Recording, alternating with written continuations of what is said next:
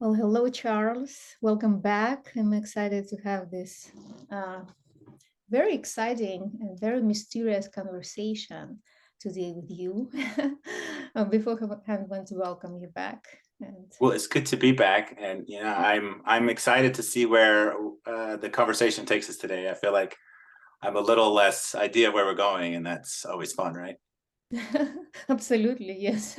Facing the unknown, right? This is who we are as, intimacy artists and explorers. So definitely we can trust the process and just, open up this beautiful, topic for people and have, authentic, deep, genuine conversation that is not planned. Right. All It's funny right. how we, as people, like we crave certainty, but it's really mystery. It's really uncertainty that is life, right? Like that's what being alive is like not knowing what's next, and that's what gets us that feeling of alive. But the ego wants to predict. It wants to know what tomorrow is going to look like. Mhm. Yeah, yeah, that's also a very interesting part of exploration, right? That we can touch base with because it's like, okay, how do we navigate it? And like, what do we need to know? What we don't need to know, right? And our topic today is about masculine sexuality, right? And something very mysterious if we look at it through the lens of ascended consciousness or evolving human consciousness, human understanding of who we are, right? So more evolved beings. We all talk about ascension of the planet, moving from like 3D to 5D, whatever language you're using, we are definitely evolving as human species. And we have this profound need to upgrade our relationship, to upgrade our understanding of our sexuality, both masculine and feminine. And there is a lot of information right now in the field, right, in the coaching world, in the world of art and healing about understanding feminine sexuality, reintegrating it into our lives and knowing our bodies for women, right? Because we will not touch this topic today, but many of you who follow us and understand this deep healing process that is going on, you know what I'm talking about. Yet we don't have enough conversations about masculine sexuality through the lens of, evolved consciousness and a man who knows his body, one man who knows how his sexuality is wired, man who understands, the combination of energies of feminine, masculine are within us, no matter what gender we represent, and how do we relate to the feminine from that, empowered masculinity, empowered masculine sexuality. How do we build a bridge? All the blind spots that available for us, for example, that maybe will be interesting for others. And yeah, basically we want to dive in and see what happens. And I will now give Charles an opportunity to share, to start the topic and share a little bit of his understanding of masculine sexuality through the lens of evolved consciousness. Somebody who have done their, healing work, somebody who has done their, inner work, understanding themselves, right, and learning about human sexuality as well.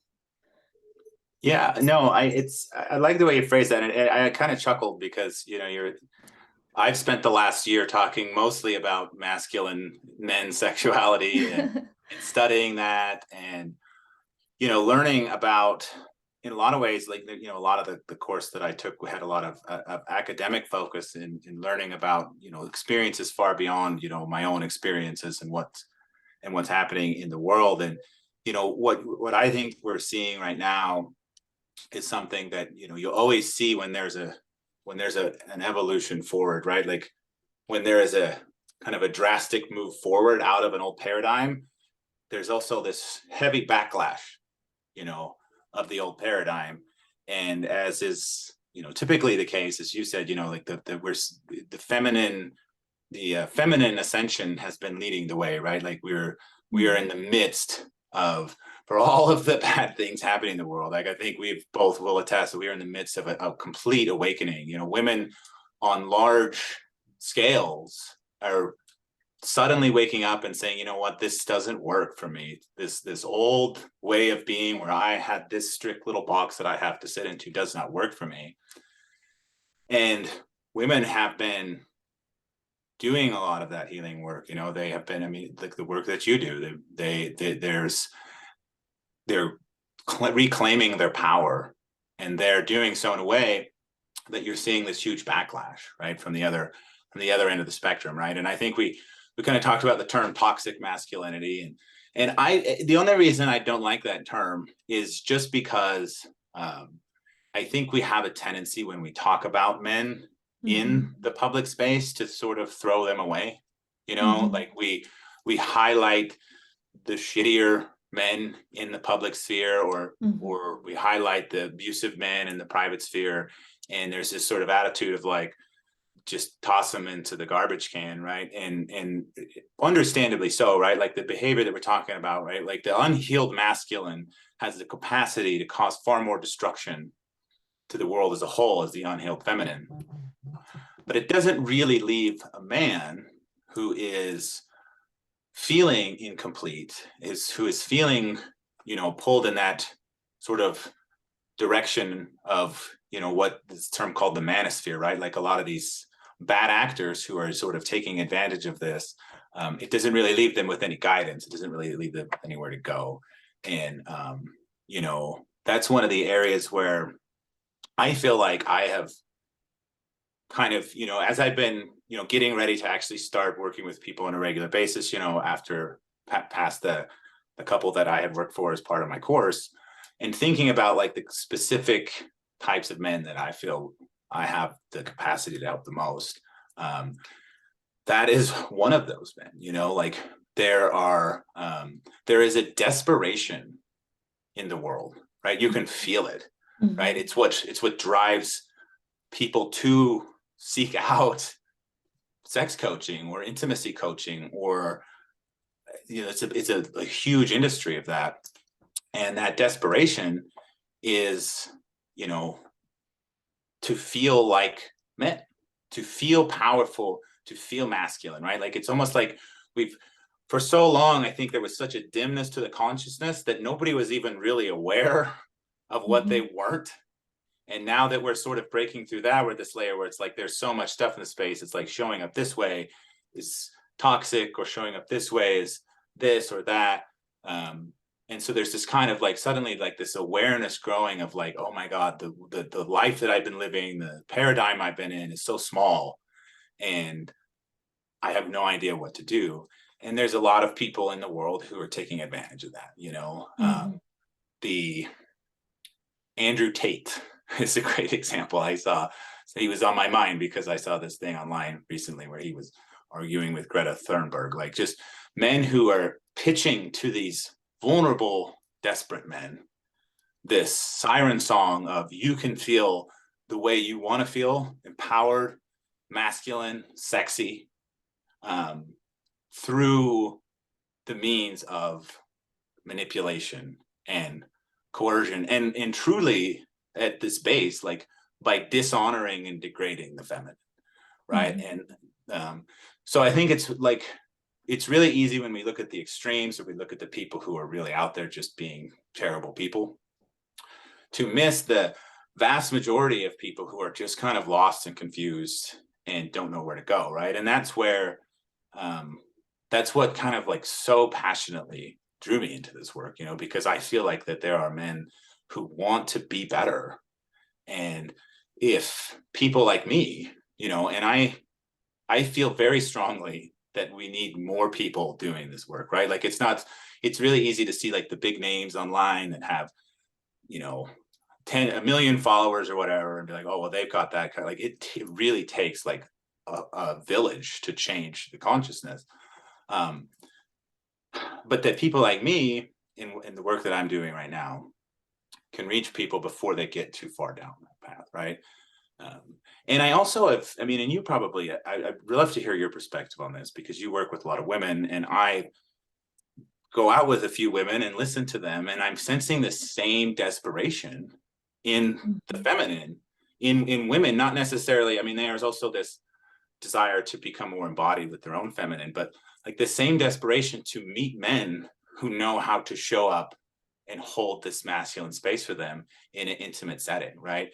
Especially like I've been attracting like more sort of worldly powerful women, you know, women who have like, they're very successful in their career, they have a lot of money, they have a lot of them are like project managers or their bosses, they have a lot of people that work for them, and they spend all day being in charge, telling everybody what to do and running around like making decisions. And I've had multiple women like in that spot like literally tell me like, I'm just so craving to not be in that role for a minute, to meet, but I need to meet a man who has the capacity to hold me in that feminine space. And I think that men who are acting out in all these toxic ways, like they crave that too, right?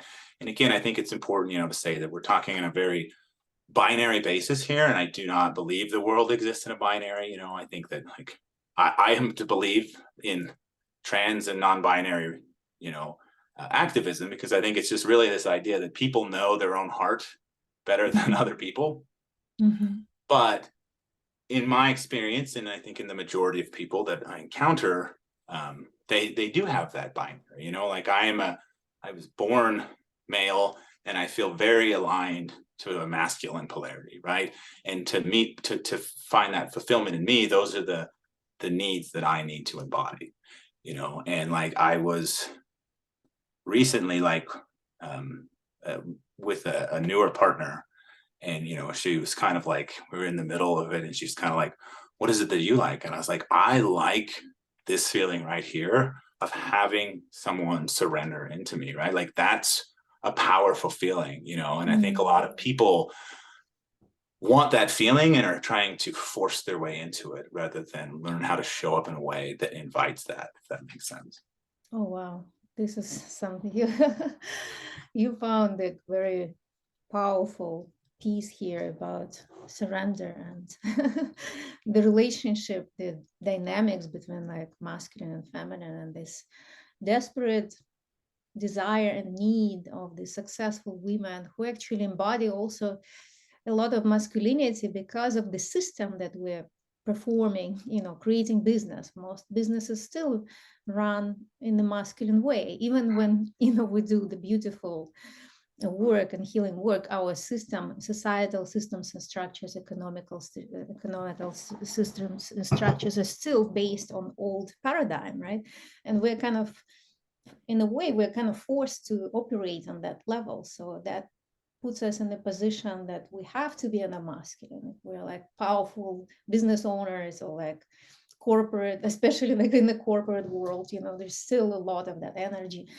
And then, you know, there are lots of like routine that we have to take care of, you know, like, and women feel like even if they want to embody the divine feminine, they just don't have the right conditions right now in the world, in their life, you know, their lifestyle to go deeper with that and actually spend some time and energy experiencing that. So when we talk about, you know, the situation of like love, let's say love making, right? Or it can be emotional connection, right?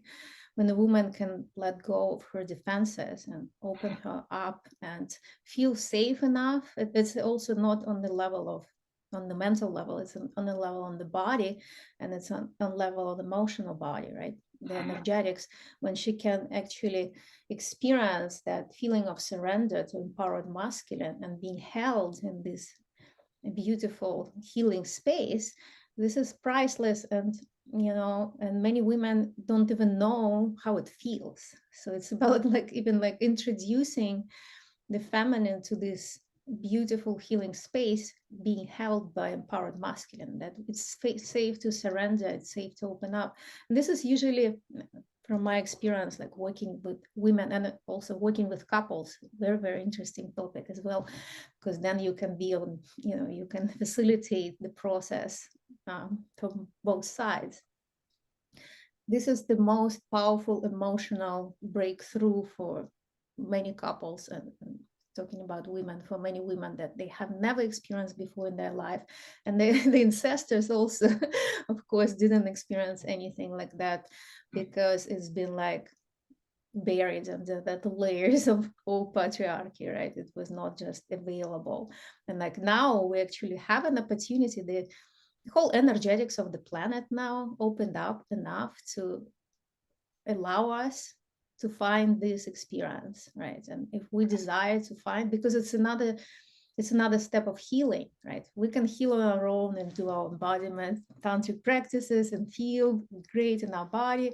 Yet the next step is like to experience it with another. That's what the relationship is about. We have to experience it with another in this healing space. And there's something that you can't just create on your own. You know, you can, of course, have energetics of that through your intuitive self of what is possible, like I did before. Like I've been seeking this experience, but I didn't have any point of reference, like how is it supposed to feel. Like you don't, you know, there is no point of reference in terms of like, you know, how do I find it, how do I create it, what is it, you know? So it's like when we're shown, you know, sometimes on our soul path we're shown something that we need to experience and then share with others.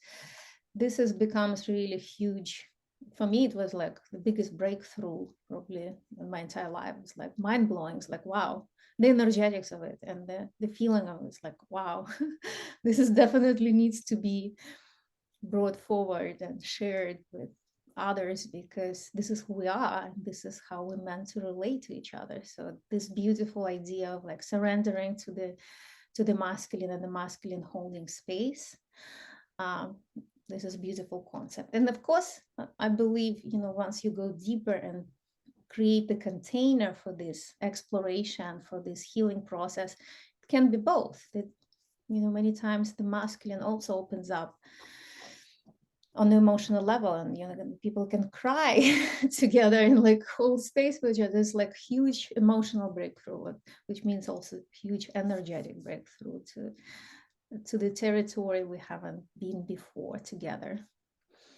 So Yeah, I honestly, there's a couple things you said there that just, you know, I almost could feel myself getting chills. I don't even know where to begin. I think, you know, what I really like what you talked about, how for a long time I don't think people even really knew what we were missing, right? mm-hmm. And it's sort of one of those things where when you don't, you know, a fish doesn't know it's in water, right, until it's out of water. Yeah. But it sounds like, you know, our experience had some similarities to it. It was like once I experienced the taste of what intimacy could be like, a Mm-hmm. much more awakened intimacy of emotional and sexual nature, it was like I couldn't go back. You know, like it's honestly, it's been, I feel like the last 2 years at times have been really difficult and had a lot of darkness in it because there's so much transition, you know, like it was like I had got to a point where I had experienced something and I, you know, it's like my mind had been open and I tasted it and I could not go back to the old paradigm. And so I had to do a lot of breaking down of, you know, both like internal work, but also breaking down the structures of my life, you know, changing the structures of my life that had sort of been built around kind of an old paradigm. Of a lot of that was about seeking security, right? Seeking like things to just be a certain way and be predictable, like we were talking about. You know, Mm-hmm. I want to know how tomorrow is, and realizing that I was suffocating in that, right? And and I think it's sometimes easy to forget like just how you talked about like women's ancestors, right? They hadn't, you know, they're certainly like nobody alive today's grandmother ever had the opportunity in her life, except in rare instances, to really get in touch with her own sexuality, right? Like Mm-hmm. to even be told that her sexuality was her own and not a tool for the masculine, right? I mean, Mm-hmm. and you know, it really is like a big part of, you know, what you call first wave feminism was about women breaking into spaces that had traditionally been denied them. But the sort of the other side of that is that women are expected to show up in those spaces in a masculine way. You're allowed to play here in positions of power as long as you play like a man, right? And Mm-hmm. there's a whole lot of different things that we can talk about what that looks like, right? And one of them being just um, the cycle of the male cycle, right? The 24-hour cycle instead of the 24-day cycle, right? Like in our sort of capitalism is very patriarchal construct, right? Like you show up, doesn't matter. It doesn't have any respect or any love or any admiration for what phase of, you know, a woman is going through, right? Like there's no like expectation that on some days you're gonna do less or maybe not even at all, but then on other days you're gonna create magic. Mm-hmm. And Yeah. honestly, those are things that even I had never really become aware of until, meeting our mutual friend, somebody who had become very successful in the masculine paradigm, and and wanted to kind of create success in the feminine paradigm, right? And I think because it doesn't show up the same way, right? It doesn't look like showing up the same way every day, no matter what. It can feel like, oh well, it's like women are weaker, they're less reliable, they're less powerful. But it's, my experience has been the complete opposite. Like women who are allowed to be, who are supported and given permission, but in their life to embody their feminine, create so much in their life, right? They create so much beauty, they create so much success, even on a kind of a traditional like landscape, right? And how, we continue to kind of go through these phases of like, okay, we're now breaking through this phase of feminism or this phase of awakening, and oh, now we have to go into this phase. But um yeah, and it's interesting too, because I feel like that a person can be very different in their sort of deep embodiment, in the world, at the outside world, and in in the bedroom, in intimacy, right? Like for me, I do gravitate probably somewhat more to masculine roles in my life, like in my day job right now, I'm like a director. I like to get things done, I like to make things happen. But I've always felt more comfortable and more like in touch with my feminine side, and not realizing like, and thinking that I didn't have a strong masculine side, right? Where in a in an intimacy with a partner, I find that I am very like almost all the way to one side, right? Like I am turned on, I am aroused, I'm activated by showing up completely in that masculine space. I don't have that sort of switch paradigm where like there are times where I want to be dominated or I want to be feminine in an intimate setting. And so I think there are women who may enjoy, and again, coming back to that idea that people know what they want more than, know their own heart more than the rest of us. And if we just stop telling people what's in their heart and listening to them, I think things would be a lot different. But a lot of women enjoy that powerful masculine role in the Mm-hmm. world, and crave to be held in their feminine, in in the act of lovemaking. Mm-hmm. Yeah, absolutely.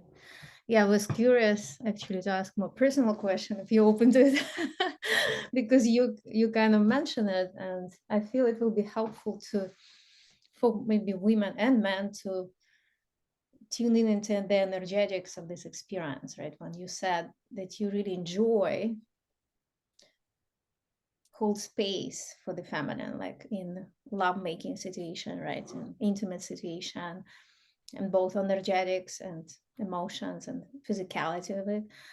And you said that's the amazing feeling that you have. And I would like maybe to hear of how it feels. Maybe like I know it's not just about it's not about mechanics, about it's just the maybe like a poetry of the soul, like it's the experience, and at all levels it's very holistic, right?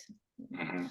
Physical, emotional, mental, spiritual. But maybe you can elaborate a little bit more, whatever you want to share. Of course, it's very personal.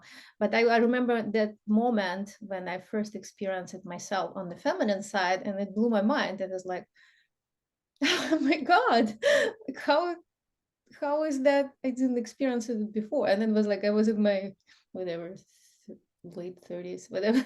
Don't remember exact age, but I mean not not in my early 20s, not my first experiences, not my first boyfriends. It's like, how is this is not available? This is, I have no words to describe it. It's like absolutely amazing, and it's absolutely divine. I feel it was like designed this way in the whole universe. So if you can elaborate on this moment of, when you hold space for the family and how it feels on your side when she surrenders to you. Yeah, no, I'm definitely, there's very few things personally I'm unwilling to talk about it. Sometimes it feels like trying to sort of explain, what a sunset looks like. But Yeah. I think it's kind of start with like the basic concept that my experience of myself and other people is, as a whole, we're all walking around in tension, right? In an unrelaxed state, which is very counter to, evolution, right? Like it's like if you watch nature shows and you observe animals in the wild, right? Like there are times where they are being threatened. There are times where they're running for their life, and maybe if they survive that, and in that time, that adrenaline, that fight or flight part of their body is activated, and they're running for their lives. But then either they get eaten by the bear, or the bear goes away, right? And they return to a relaxed, uninhibited state. Our ability for communication, our ability for history, our ability to know all the different threats that are happening all the time around the world puts us in this activated state all the time. And we take that into our romantic relationships, especially because there's so much walking on eggshells that I think we're not even aware of, right? Like you said, like I wasn't even aware of some of these things until I was well into my 30s, right? So we go into speaking for, how like my old sexual dynamics used to evolve, it was very much caught up in this performance culture, right? Like Mm-hmm. I very literally had this idea that like the first couple times that I am intimate with a partner, I did not enjoy. They were not like, I was like, sex is never good the first time. I would just say that like it was a universal truth, right?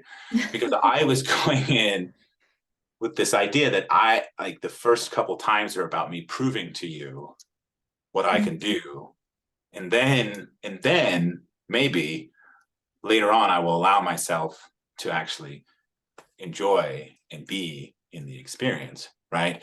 And our mainstream culture doesn't get much beyond that, right? Like there is very, very little talk. Like the talk is always about men who can't find the clitoris, which really how many men can't actually find the Oh, clitoris? Like I really? understand it's a metaphor, but my experience, I think that the problem is that men go right to the clitoris. Like they don't know how to take the long way there. They don't know how to take the scenic route, or he didn't get her off, right?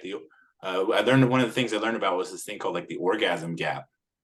And so it's just like all the messages we're getting as men is like, Mm-hmm. shitty men don't care about their partners. Good men go in and they provide a service, Mm-hmm. giving their partner an orgasm, and then they can feel good about themselves and maybe they can have fun. And that's just very little gets beyond that messaging. And Mm-hmm. so Yes. we're so like we're in a intimate moment. We're not thinking about how this feels. We're not thinking about connecting. We're not thinking about exploring. We're not thinking about the dance. We're thinking about like what our partner's thinking, feeling, and needing, Mm-hmm. right? It's this hyper focus awareness of another person. And it's really kind of impossible to truly experience the depth of pleasure and intimacy from that space, right? Mm-hmm.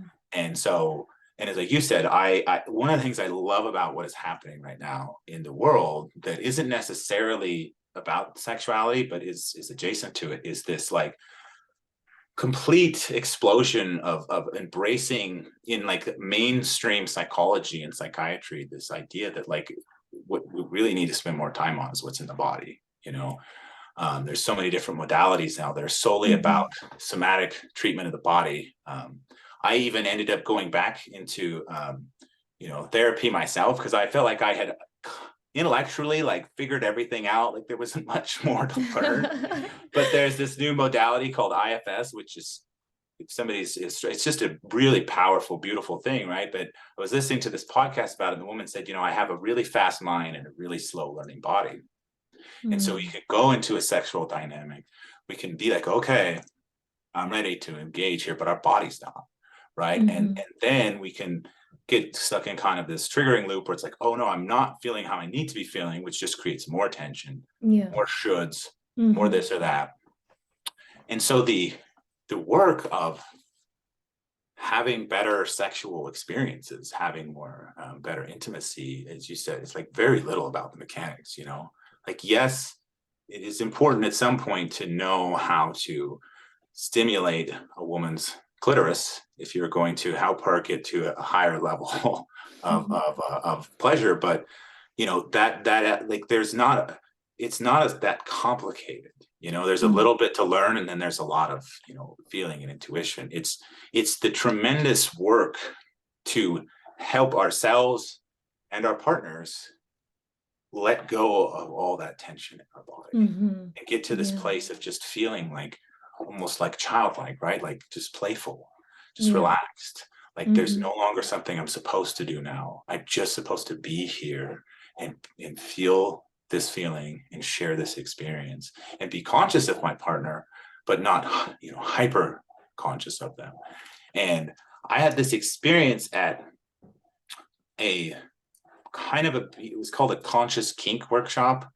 And it was, and I never really personally felt drawn to BDSM before, but like I kind of understood that, like what it was. It's on a whole other level, right? Of like in that space, they talk about, they call it like scenes, right? Like in a either a kind of master sub or a dominant submissive kind of role, they will actually have like scenes, like we're going to go into the scene and in this space, these are going to be the things, and here's your safe words, and here's what is allowed, and here's what's not allowed, and all this stuff. And it's this creation of a space where true surrendering can happen, right? And so in this one workshop I went to, like I experienced this incredible sort of feeling of like, and I showed up there. I actually didn't realize I was going to it. A friend of mine I went to visit, I went to London, and a friend of mine that I, from my class, was like, hey, do you want to go to this thing? And in my mind, a workshop was like, I don't know, like a lecture, maybe some on-stage demonstration of spanking is as far as I thought I would get. And then I show up and I'm at an actual sex party, and it was so in so much tension, right? It was so like nervous, like, and it was beautiful because it was like, it was, you showed up sober, which why they call one of the elements of like a conscious kink event. But it also meant like I was just in such tension through the course of some of these practices. I was able to completely let go my body Mm-hmm. and experience um, physical intimacy with somebody that I just met, and be present and enjoy it and be embodied in it, you know? And so like that's sort of like the really where we should be spending most of our time, you know, as men specifically. How can I create this space, right? How can I create an environment where my feminine partner can let go, let go of that tension that we just walk around holding all day. And you know, I think a lot of it that doesn't really get addressed enough is this idea of like non-reactivity, you know, and this concept that I learned about from a man named Lorene Kren, who I'm still really a big fan of, called feminine testing, right? And I think like men, men as a whole have this idea that feminine testing is like, oh, she's just being a bitch, she's just messing with me, she's just playing games. But Mm-hmm. it's literally like happening at such a subconscious level, right? Yeah, it And is. it's like the Just like analogy of it's survival like, mechanism or something. exactly, it's like if you were going to go out on a bridge over a chasm, the first time you walk out over that bridge, you're kind of like holding the rope, putting your foot down, testing each board, right? Mm-hmm. Making sure that it's stable. You can't just freely dance across that bridge. Maybe you can when you're a kid, you know, but as soon as we've had times in our life where we've been hurt, or we've been let down, or we've had a bad reaction, we have, our bodies need to test the waters. They need to Mm-hmm. see how we as men are going to react to um, rejection, to and not even a lot of times rejection, just like a woman simply saying, hey, I don't like that, or hey, I'm Mm-hmm. actually not in the mood for Yeah. that. How are you going to react to that?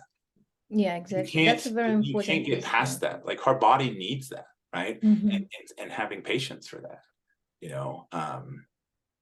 Like these things are not necessarily complicated, right? They're in some ways they're profoundly simple, but that means as men we have to really do a lot of that inner work And I, you kind of talked about how I've done a lot of healing. I've done a lot of work, right? But I look at it as like a lifelong process, right? But like we individually have to do the work as men and as women to get ourselves to the place where we can then show up together and continue the work, continue the healing and the growth that can only happen in that union, right? Uh, Mm-hmm. and so can we and it's hard, right? Like I don't like rejection. And I remember back, especially when I was so performance focused, right? Like I had Mm-hmm. my moves and I thought I was pretty good at them. I didn't get complaints. But every woman is different. Every woman's body is different. And quite frankly, every woman's different than the same woman she was a year ago. So if I Exactly. would be Even with a like a woman day ago. and I would be doing something that like every other woman I ever had loved, and and honestly, I think for probably until I started actually like being with women who were in their 30s, most of them probably just never told me, right? Like I can't even think of how many times I was doing something that she didn't really like, she didn't tell me, but actually having them say, hey, I know, that's not gonna work. I don't like that. And how could I take that at first? Like it was wounding. It was like, oh, my pride's hurt. Oh, now what do Mm-hmm. I do? It sort of threw me off. Um, and so the kind of doing like the healing to just be like, okay, like uh I really like using my fingernails on a woman's back, as an example, like to get kind of intimate here. Like, and most of the time, so do they. I was this party the other night and I was making out with this woman and she was like, I don't do that. I don't like that. And it was the craziest thing because I was like, okay. And it was almost one of those things where in the moment you realize like how much you've changed. Mm. That stuff is Yeah. so much more powerful and more important to as a basis to where to begin, because Mm-hmm. um and it's really unfortunate, but women have literally been taught by their parents, by their peers, even more so in sort of conservative religious environments, right? Like here in Utah, the religion here, women are literally taught like your job is to coddle your man's insecurity, right? Mm-hmm. And I think a lot of like the anger you see coming out and sort of the especially in like online discourse is like women saying, I'm sick and tired of having the responsibility of Mm-hmm. coddling your insecurity, right? Yeah. And Yeah. insecurity is this thing we all have, right? It's not in and of itself is not bad.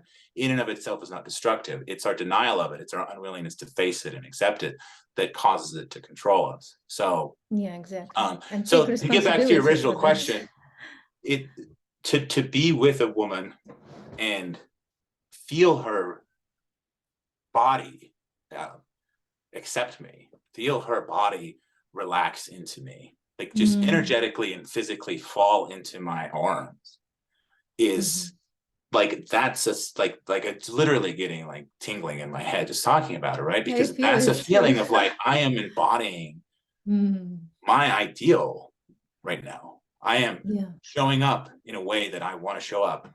It's so incredibly such a turn on. Like it's validating, but it's also so erotic. Mm. Yeah, And absolutely. I and can it's like feel it you've now almost when you earned share that. So it. so anyway, it's a very long way to answer that question, but No, absolutely beautiful. There's so many pieces that you mentioned that there's like, oh yeah, yeah, we can go deeper with, right? But that like that poetry or that energetics when you share when she surrenders into your arms, you can just completely you feel how her body lets go of control, right? When she is like relaxing mhm. into your space that you're holding, that's the moment of the beauty. And I can say how it feels on the other side, right? And that's what I believe the opening for the healing on both sides. And yes, I love that you mentioned that the individual work continues when we are doing the healing together as well, because it's very so many triggers can come up after that initial opening. We think it's going to be blissful and everything. Oh yeah. No, this is just the beginning. You Mhm. experience this blissful lovemaking experience that you never had, then you go away, you disconnect. So many insecurities after that moment come up to the surface that can blow people's minds, and it can be very messy. So most of the time people need very kind of heavy duty support with that, because they don't know how to navigate it. How is it going to happen again? Or how do we recreate it? Is he committed to me on other levels? We're trying to push it in some old containers that we got used to, and these things don't fit there, and like they don't work the same way. So it's like there's so much confusion. And for women, like to connect on that deep level and then disconnect, it can be also kind of scary. It's like, is he and it can be triggering in terms of like what I've witnessed with my clients, right? Like, is it even real, or is it true, or is it, am I delusional? Is it like, can we create something like that? Can we go, what can happen after? How can we grow into more of that, and how can it affect my life? It's like there's so much stuff comes out of this. It can be big trigger point as well, not just an islands of blissful experience. Of course, you can lock yourself and have that an island, but that actually could happen before this evolution, evolutionary stage that we experience now open up. People had a spontaneous blissful lovemaking experiences, but they didn't know how to sustain them, and many times they would turn into something destructive, like something even like toxic, or because people didn't know how to navigate. They would just like try to be together no matter what, and then emerge all the areas of life and like create lots of mess, and then it can be even tragic. All this, if you look back in the history, all these stories about the biggest love you can experience on this earth, they were tragic, like Romeo and Juliet, like all this you can go and pick one. They all were tragic. So the lovers would die. Most of the time it's because of the society doesn't accept this, but they were always stories because people couldn't navigate it as well. They didn't understand what to do with it and how to sustain it, right?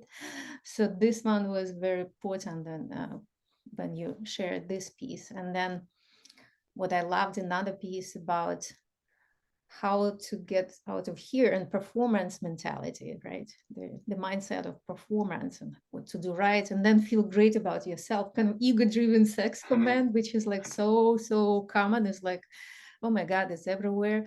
And how it feels on the other side, and knows, like, it's just like, well, what about the connection? Like, are you even feeling where I am? Like, losing your woman while performing. Is she there at all? Or she's left behind? That happens all the time. And then on the feminine side, when a woman actually makes a suggestion, like this is what comes out a lot with clients, female clients, when they say like, I'm afraid to ask for what I want. I'm afraid to tell him that I don't like this and I like that, because he can get offended. So the very fragile ego around sexuality would thinking that I'm such a great performer, but then she she makes a comment and and then sometimes it cuts down any kind of sexual connection and shuts the man down, because he then has some unworthiness problems because of that conversation that woman decided to initiate. So it's like, this is a huge thing to work on, and it's so like, it's everywhere, it's so massive out there in our world, that like, to address these things is like having this conversation. I think it can be already a coaching session on its own, because like revealing, like actually as individual people who went through certain experiences and did this work, and and actually working with other people, and opening up this universal truth is actually not just happening to this couple, because sometimes they think it just happens to us, the victim mentality. Yeah. They don't understand that it's a global problem, that we're all They moving. think something's wrong with them. Yeah, Because they're not exactly. experiencing the perfect, mind-blowing, problem-free sex that everybody else is experiencing, right? Yeah, exactly. And even like looking how many like modalities and all this going on Instagram and like Facebook, whatever, everywhere, and people feel like, oh, everyone else in this ecstatic sexual bliss, but I'm just like not there at all. I know. I'm on the opposite side. I'm deprived. I didn't have sex for a year. All my sexual experiences, I don't even want to have sex. It's like, what is really going on, when you like actually work with people and know this behind the scenes, it's kind of like, eye openings, like, well, Yeah. can we just open a conversation about it? Can we just give permission to admit that this is where we are as a human beings? We're like on this stage of healing, right? And reconnecting with each other. Well, I think it's meant to be messy, I mean, I think some of the reasons that I've just always been drawn to the messier side of people. We're so conditioned to take the whole being of who we are and just carve off this little bit that's pretty and good and great, and put that forward and keep all the rest of this, insecurity, this doubt, this trauma, keep that behind a wall so that we'll be able to see it. The reality is that that's quite boring. Like, it's easy to get bored. I mean, of course we all show up on a first date. We don't, although sometimes I do. I don't know. We don't usually talk about like our worst trauma and our worst this and that. But as you get to know a person, as you get to open up to them, and you get to see the parts of them that they think or that they hide from the world, you get to see it isn't just necessarily that like the trauma or that insecurity itself is sexy. It's that you start to see a whole person, a complete person with the full spectrum of emotions and the beauty and the ugliness and the hurt and the joy. That's beautiful. That's so much more appealing to me than just the sliver that we put forward to the world. But people just really they we treat, a lot of times we treat these things like a part of ourselves that we got to get rid of, right? Like, oh, Mhm. like the work here is to get all my insecurities because they're bad and sick and wrong, and ball them up in something and shoot them off into the sun. I don't know, and that's not the work, right?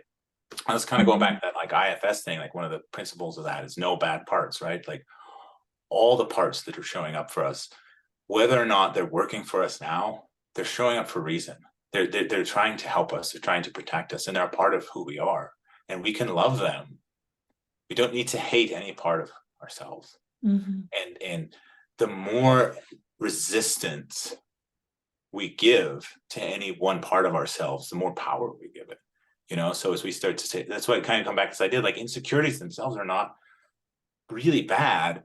It's our resistance to them. It's like Mhm. a man in this kind of situation you're talking about, where if his partner says, actually, I don't really like that, you know, it's like, oh my God, she's going to see this insecurity. Like alarm bells are going off in his head, right? Mhm. Because in one of the things that I'm writing my paper about that's Mhm. due tomorrow, so it's going to get done, Oh but wow. it's about the way that we have been conditioned as boys, that our Mhm. our value is in our sexual conquest, Mhm. right? So um, you see these tropes out there about men who don't satisfy their women, or anytime some guy, some shitty politician or something says something, and women come out and be like, oh, you either have a small dick or you can't last that long, right? And so we're taught that like to be good, to be valuable, to have worth, we got to do these things in the bedroom. And so Mhm. when you say, I don't really like that, or if you don't come, that's my entire self-worth and identity is being threatened by that, right? Like that's Mhm. kind of where that, and we're literally being taught that, right? In so many different cultural messages. And so I think getting past that, like a lot of men that I've talked to, first thing I say is like, forget about orgasms for a minute, right? Women Exactly. can sense if you're going down on them or you're pleasuring them in some way, and you're like focused on, I am going to make her orgasm. And make it work. Yeah, make it You, happen. you as a woman is like, oh my God, I got an orgasm, or he's going to mope. So much And pressure on the feminine that's too. the Like she's last thing in the pressured. world. Yeah. There's no quicker way than to prevent an orgasm and to make a woman feel like she needs to have one, or it's going to be a problem, And this was something I just didn't know, and I think a lot of that was, and again, I can have compassion for my old self, right? Because Mhm. for many years, nobody ever told me that, and I remember, and I think that's the other part of it, right? It's like, it's not just, hey, if I tell him I don't like that, he might realize that I haven't liked that for the last 15 years he's been doing it, bragging to his friends about how good he is at it. But if we can kind of embrace that and sit with that feeling of insecurity and like, okay, let's move forward. Okay, well, what do you like? And maybe, and I'll tell you, the men that listen to this, like, women like you to be in your body, like make noise, feel, like make expressions, let go. I mean, we talk a lot about this release from the feminine perspective because it's a true surrender, right? It's a true surrender into the masculine container. But in order to be that sort of stable masculine container, we also have to surrender. Right? We have to be present in the moment. It isn't this, your pleasure is not a service that I'm performing on to you, like I'm some kind of service worker, right? Like it is a magical concoction that we're creating together, and I cannot create that for you if I'm in my head and focused on how many times can I get you off before I feel that I can then give myself permission to get off, right? Which is Exactly. 99% of what is happening in the heads of men that are having sex in the world. And I laugh at what you talked about, like the conscious community, which is a term that I don't always like. But I had this woman the other day that was like, she was so caught up in it, she was like, well, I haven't even had a Kundalini experience. I don't know what's wrong with me. It's not the intention, right? Like, it is not about being any one particular thing. It's about being in this moment and looking inside and saying, oh, this is who I am. Let's discover who I am. Let's discover what I like. Let's discover what feels good, and then let's move with it, and let's risk rejection. Like, let's risk hurt. Like, let's embrace that, right? Like, grief is a sign that something wonderful, I experienced something so wonderful that when it ended, as all things do, it hurt. Like, how beautiful is that, and just being, goofy and letting go, like, these are kind of, there's not, it's easy to say that, right? And it's a lot of work and it's a lot of practice to achieve it. But if we can sort of shift the mentality to what we're trying to move towards better ways of performing cunnilingus or something, or how to last for 3.5 hours, to these ideas, and we can at least start that, we can at least sort of start people down that process. Yeah, absolutely. Wow. So much magic. It's pure magic. It's alchemy, the way I see it. And what I wanted to emphasize and what you shared, extract the gem, is that it's in the middle. The magic is in the middle, in the field of attraction, right? It's electromagnetic field in the way, right, of attraction between feminine and masculine. And when we feed the field together, it's co-creation. It's not about it's surrendering to the middle of the field, to the magic of the connection of attraction, of sexuality, of this dance, right? Surrendering and trusting that, by just being there and opening up and relaxing into it and, letting go of defenses and control, we are co-creating the magic. This is ultimate, when we talk about Tantra, this is what Tantra is about. It's like follow the energy, right? I like the analogy with the Alice in Wonderland, like the deeper you go, it expands, and like it blows your mind, like the time stays still, and you're like in this magical world where like everything just happening, without any effort. It's because you surrender to the flow of energy. You basically become, divine manifestation of, feminine and masculine in this dance. And most people don't even know what it is. It's like it sounds really cool, but how do I get there? And there is no like one formula. It's like this is step one, step two. It's this, allowing and doing this work, and like also like having this conversation is more like a permission to accept yourself beforehand, to drop the defenses, to understand wherever you are, there's no shame about it. Even if you didn't have sex for a year, or maybe you can have orgasm easily, like some women struggle with, or maybe men's performance is not how other men describe it should be, right? And like really like allowing yourself to be who you are, what you are right now. And this is the place to start with, right?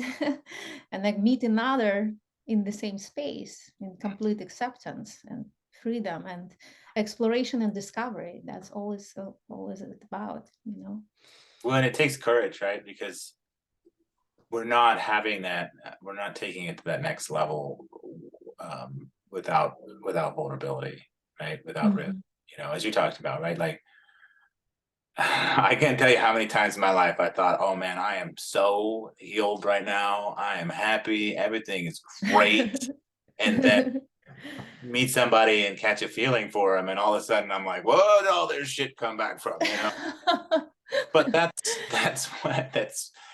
like practicing just sitting with the feelings that are less comfortable than others and being with them, and not being so terrified of them. So many people are out there trying to find love in a safe way, right? They're like trying to find some formula where they can not give their heart away until they're sure that they're giving it away to somebody that'll hold it forever or something. It just doesn't work like that. We have to, as a people, we have to reach deep inside and find the courage to Mm-hmm. let ourselves be vulnerable and to risk hurt and to risk rejection and to risk, fear, because that's the way to have amazing sex, Mm-hmm. and also like the ego part of it. And again, this is where it's like, even the ego, right? Like, I love this about the spiritual community, right? It's like, well, we're gonna love the inner child, and we're gonna love this part, or love that part, but kill the ego, like, ego, is dead. But it's the ego. It's just another part of us, right? Just another part of us that if we can look at and think of, and just smile at the same way we might, a small child who's made a mess or is proud of something, proud of the cartoon that they wrote and put on the door, Mm-hmm. um, I'm not going to ever kill the ego. I'm not going to Mm-hmm. ever, I don't know, maybe some enlightened Buddhist monks are. So if that's your goal, I'm not going to say it's not possible, but for me, it doesn't even seem like a goal, right? It's just, I can sort of make peace with it, and I can find the ability to love it. So, um, so when I have like some really amazing sex, because again, really amazing sex does not happen because one person was really good at it. It is a co-creation, right? Like, Mm-hmm. and if we don't have really amazing sex, if I meet a partner and we are intimate and it's just not it.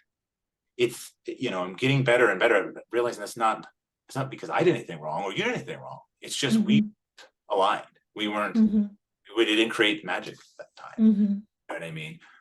But when, so when they're going to have really amazing sex and there's a part of it's like, yeah, look at me, I'm awesome. Like, instead of hating that, I just kind of laugh at it, I just kind of laugh, like, oh yeah, it's silly. And it's just, I don't know, it takes the power out of so many things. It takes the power of these things that control us, and they stop being the master of us. So I'm recognizing that and knowing that I'm going to get a gratification Mm-hmm. from a partner, not necessarily with words, although words are fun too, right? But like, a woman's body is talking all the Exactly. time, and Mm-hmm. you just have to learn to listen. And when a woman's body is telling you, like, yes, good job, good effort, dude, keep that up, like, of course you're gonna feel good about it. You know what I mean? It's because we're human being, Mm-hmm. and we just sometimes create these like different reasons to shame us. We like break free of all the old paradigms and all the shames they created, and then we're like, let's move over here to this paradigm and create some different shames. And it's, Yeah. I like, my underlying philosophy is like letting go of shame, and Mm-hmm. having been a person who's held so much shame and guilt in my life, I feel like I have this capacity to really help hold space for men as well, and help them to let go of that. Mm-hmm. Because Yeah. shame is definitely a boner killer. I'll tell you that right now. Absolutely. Like that's what I tell like with my clients. Like as soon as you feel shame or guilt, right? You can't feel sexual. It's like it kills sexuality. It kills the magic. It's the immediate disconnect, and it's not about performance or doing something wrong. It's just like it's not connective energy, right? It's like it's you want to hide when you're ashamed, right? And I love your perspective on the ego piece as well, because yeah, there is lots of confusion about it, and it's, you know, I do feel like ego holds certain level of defenses, like to what degree we can open up now, right?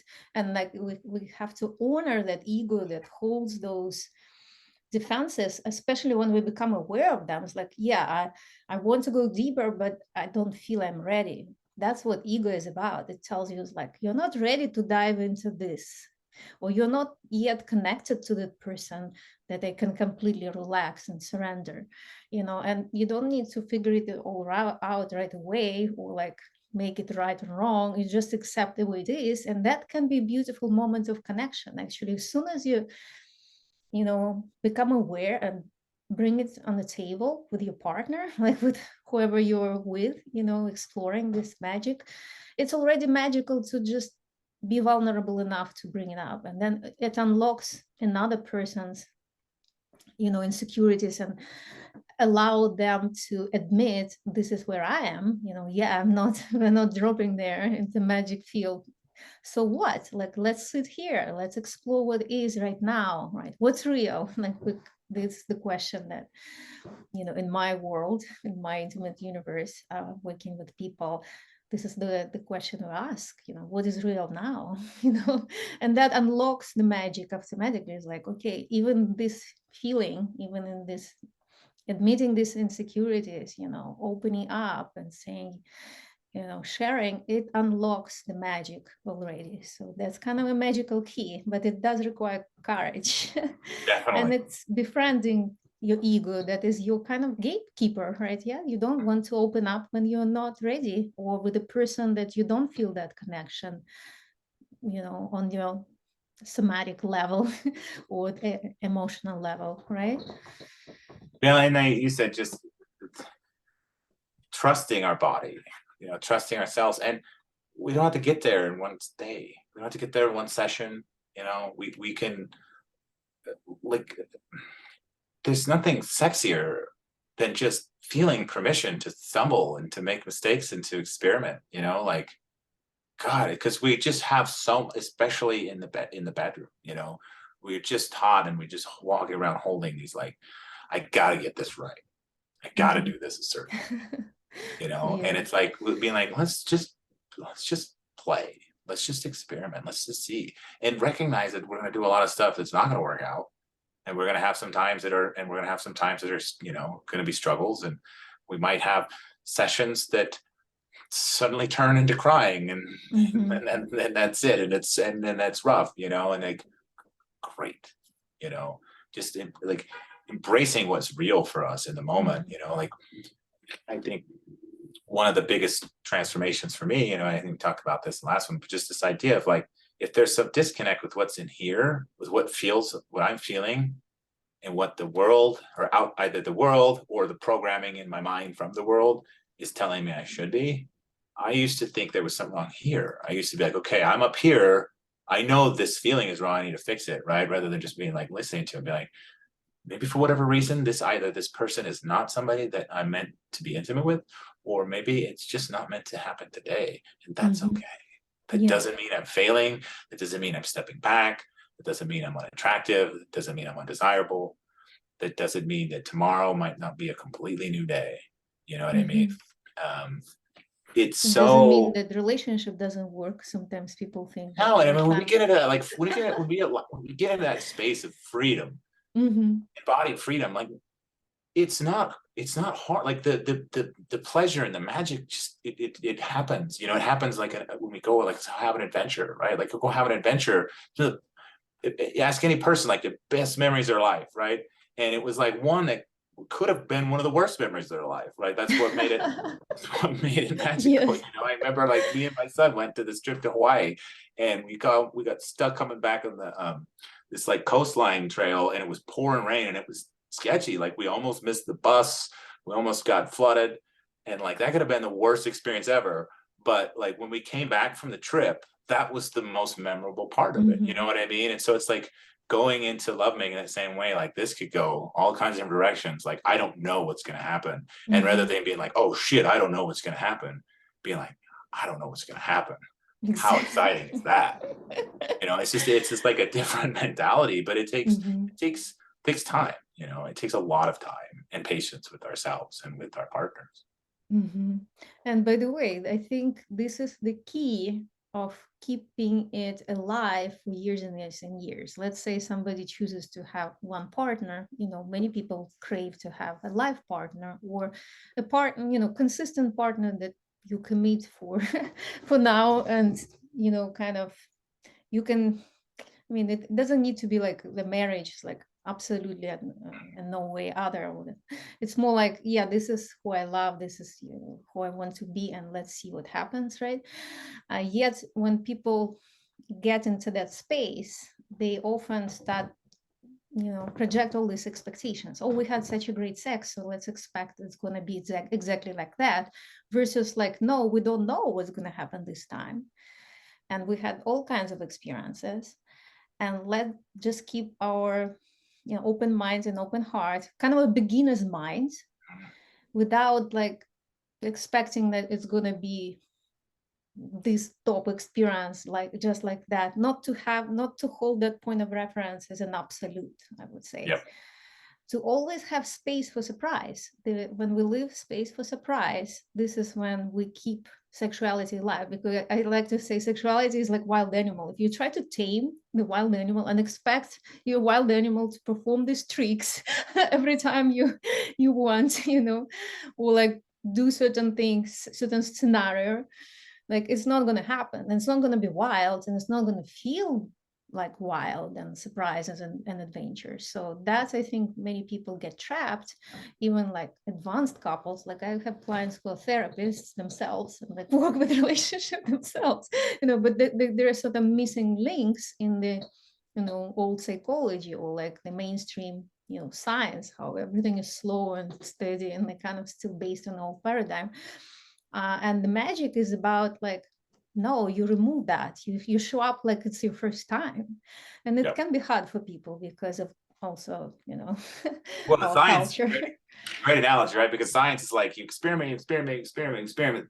Once you have a successful experiment, just do that same thing over and over again. Yeah, And I think exactly. like it's like we're so I don't know if it's like genetic or if it's program or whatever it is, but like we're so like on this idea of like once we get to something, like we get to, I remember like when I was married, and it was like we had two dogs, we had two cats, took this great Christmas photo, and I was like, and we had one child, and it was like, I remember that photo thinking, this is it, let's lock it down. This is it. I've arrived. Let's just keep it here. And it does not ever work, right? Nothing is meant to stay the same. And so when like, it's natural to fight change. It's natural to be afraid of when something's good of leaving it. But like when we fight change as a whole, like we're playing a losing game because things are going to change. I'm going to change. Mm-hmm. I'm not the person I was a year ago. Mm-hmm. Definitely not going to be the person I am today, a year from now. Thank God, right? Like how, but then when we have really wonderful, beautiful, magical experiences and connections, um, it's the kind of human sort of desire to like hold on to it, right? Like, okay, I can't let this go because this is good and I don't know how I'll live without this, instead of just being like, this is wonderful for now, and embracing the temporariness, embracing the transience of every experience. And that's the only way I believe, in having like a life partner, right? Where both of you just sort of roll into the unknown, roll into that Mm-hmm. turmoil, roll into Yeah. that change enthusiastically and see where it takes you, and maybe it takes you guys apart, or maybe it takes you even closer together. You Mm-hmm. grow apart or you grow together. There's no third option, right? There's no like, Mm-hmm. don't grow. Things are good now. Don't grow. And Get stuck people, there. it's a very human thing, right? To want to go back to when it was good. And Mm-hmm. then things aren't good in a relationship. Let's just try to go back to when it was good. Let's try to like arrange the lights and the scenery and everything and you stand there. Remember, you were standing there and you say this, I mean, it's literally it's comical, but it's what we do, rather than be like, well, Yeah, that was yeah. good. People That do that. experience is Yeah. over. that container is over. Let's see what new magic we can create if we're meant to. Mm-hmm. There's and the new magic is the thing is it gets easier after time, because you realize like I can grieve like the loss of something and the ending of a relationship or the ending of a form of a relationship, and I don't fight that grief process, but it's also like I know like there's new magic ahead, whether that be in Mm-hmm. this relationship going into a whole new realm, or whether that be in another relationship, like Mm-hmm. magic is not over in my life. But Yeah. it takes, I mean, it's just counter to everything that we grow up thinking. It's Mm-hmm. like it takes a lot of unprogramming. The Yeah. the the learning itself is not nearly as much work, as difficult as the unlearning. Mm-hmm. Definitely. Yeah. All these subconscious, neuro pathways and subconscious reactions and like fears and conditioning and everything. Yeah, insecurities, absolutely. And I wanted to add, and I believe you can also add to this one as well, that the safety that we can create in terms of like knowing that this person is with us is through agreements and communication, right? If we constantly communicate where we are, what's real, what's truth, it's really hard to completely one day, you know grow apart. Right? You kind of like you start noticing that you're not on the same page because you're committed to communication, you're committed to truth, you're committed to growth, you're committed to show up the way you are, and then you can arrange that, create that container of consistent communication system where like there are it feels more safe than trying to get stuck or freeze that moment of perfection that we experience, the peak experience, that the best lovemaking time we had, or like the best phase of life that we shared with someone, and like just freeze it. It's much more safe to agree to communication and like track where we are energetically and allow a certain disconnect to happen, because that's part of the universal laws. Like if you want to grow, it's not just you like attached to your partner, you merged, and you have to dance, you have to allow like to disconnect and look within yourself in your own space, not feeling energetically connected, and then reconnect and say, hey, when I was on my own, this is what I have grown into, and this is what happens. And your partner can share this, how you can bring innovation and fresh energy into relationship, right? So this is probably like my last question for us to play with today. So we have this no 3 hours of conversation, and I feel we can have so many more conversations because it's such a beautiful space that opens up when we talk.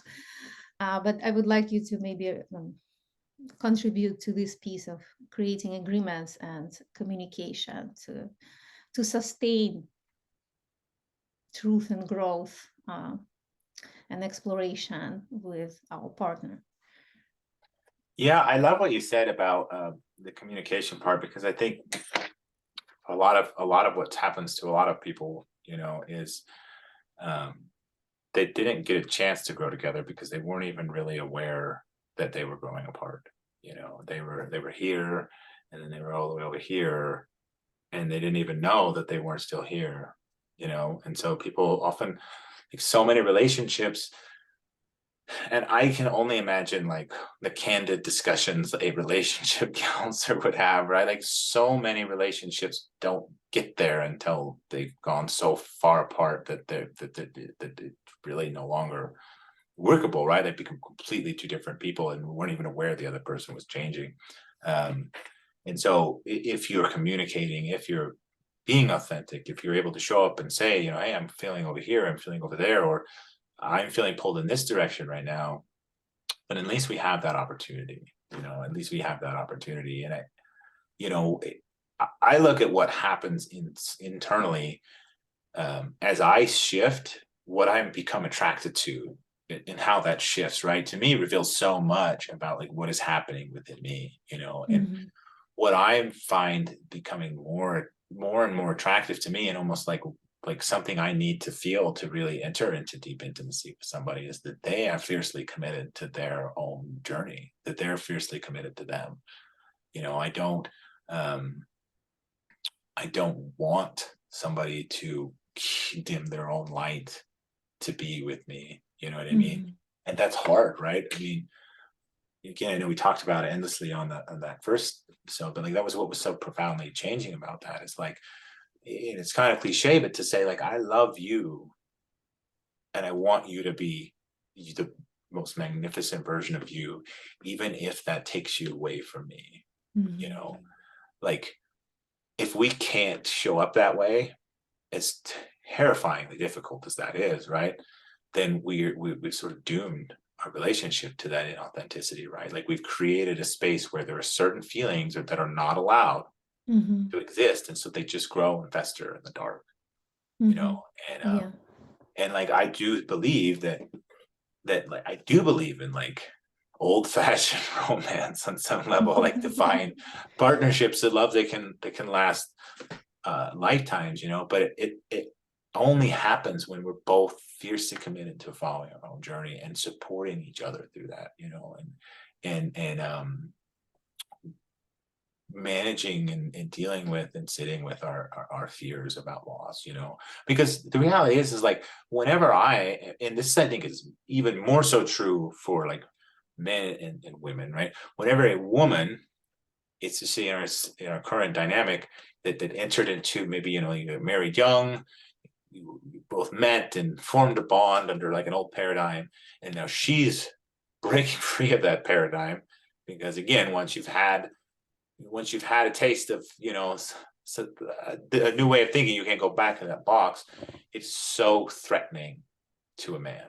It is Mhm. so threatening to so many men to see their woman partner begin to grow and change and expand and want to do all these different things that they never wanted to do before and don't have anything to do with me as a man. You know what I mean? But that's the only way to if we don't, then we will. It's like one of those things where you have to embrace that, like if we go down this path, like wholeheartedly lean in, we may or may not work out. It may or may not end in grief and loss. But if we don't, it is 100% guaranteed that it won't, right? Because as Mhm. soon as I dim my light for you, or you dim your light for me, or you say I'm not going to reach, I'm going to reach a little lower, I'm going to keep myself a little smaller, you are beginning to hate me. You are Mhm. beginning, you have planted the seed of resentment that will Mhm. tear us apart, Yeah. you know. And Yeah. so That's it. That's we the have got golden to words. we have got to do the work, continue to do the work Mhm. constantly, right? Like I'm not certainly not like past any of this. I certainly haven't healed past any of this, but like we have to constantly do that work to be able to show up and wants to be want to see our partner soar to their full majesty and just and love it and embrace it. Mhm. Like I Yeah. think that's the only way you have a chance. That's the only way. So then what is risky, right? The risky is what we have been doing for thousands It's of years. definitely yeah. It's I mean it's different than till death do us part. You know. Mhm. So Yeah. you signed a contract. You said right there. You put your name to it. There was a witness. You were going to love me forever. You know. I mean, Yeah, letting that's what that creates a shoulds, the culture of shoulds and the letting culture of that ideal die obligation. was so painful for me. It took me years. Like the grief of like I really remember thinking like I've got it. I've locked her down. We're good. I don't have to worry about this anymore. You know, we till death do us part, and realizing it wasn't just the loss of that relationship, but realizing that concept, that illusion of security will never be real. And I have to learn to embrace, you know, a more dynamic, wild reality, you know. Mhm. It's like, let's be together as long as it lights us both on fire. And Mhm. if it stops, like, then let's go off. Let's grieve this experience and go off in the other direction, you know. And you can always, as an option, you can always change the container of relating. Maybe you could Yeah. become best friends. Maybe you become creation partners. Maybe you just shift the way you relate to each other. And there are so many actually opportunities to do so, and so many containers that are available that are not being utilized by modern humanity because we were conditioned to do it black and white. There's so much, there is so much incredible magic every day in it, all throughout the day, if we can just stop thinking about what it's not. I mean, and this is something that like I still feel like an infant at, you know what I mean? Like there's days where I like miss out on entire days because I'm heartbroken or I'm upset or I'm thinking about something else. But it's like as soon as we stop for, we have this whole myriad of infinite possibilities and we just fixate on one, and then we're happy if it's the one, but we're unhappy if it's all the rest of them. And oftentimes we can shift out of that and just be like, okay, well, that's not it. What is it? And we realize like, oh, this different paradigm's not what I thought. It's still beautiful. Oftentimes it's better. The most amazing things happen to me when I'm expecting something else, you know what I mean? Um, but it's hard, I mean, we have to give ourselves so much love and grace, you know what I mean? It's so easy to go online and then be like, oh man, these people, everybody's more awakened than me. We've shifted from like everybody's more like good Christian nuclear family than me to everybody's more awakened and free spirited, and you got like 5 times as much kundalini as me, you know what I mean? And it's just like it's just silliness, I mean, It's the same people are pattern. silly. We're a very silly creature, you know what I mean? Yeah. So we just have to continually practice like laughing at ourselves, giving ourselves grace, and then moving forward. Absolutely. And this is the good way to wrap up, I feel. Such a beautiful conversation to give people time to digest the portion that we are sharing with them. Beautiful, I feel, magic in this space, the conversation that actually has very powerful energetics as well. And we'll continue doing this and see what happens. Well, I feel very blessed to have the opportunity every time I get to talk to you. It's always such a wonderful experience. So I am excited about doing it tomorrow, Yeah, me too. until we run out of things to say, which Exactly. knowing me and you probably Let's see what ain't gonna happens. happen. Yeah, beginner's mind. Well, thank you so much, Charles, and I will see you next time. All right, thank you, Lana.